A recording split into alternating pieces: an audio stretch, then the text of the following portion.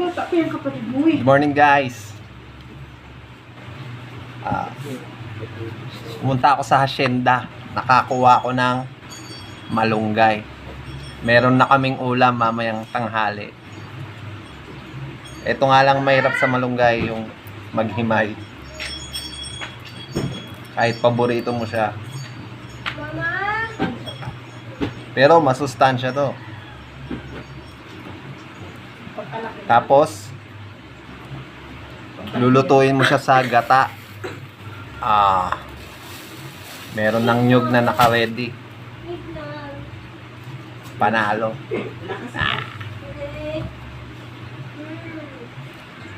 Shout out dyan sa mga ka-MT ko. Please like and share.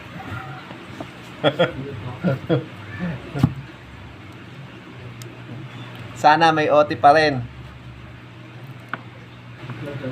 Ayos.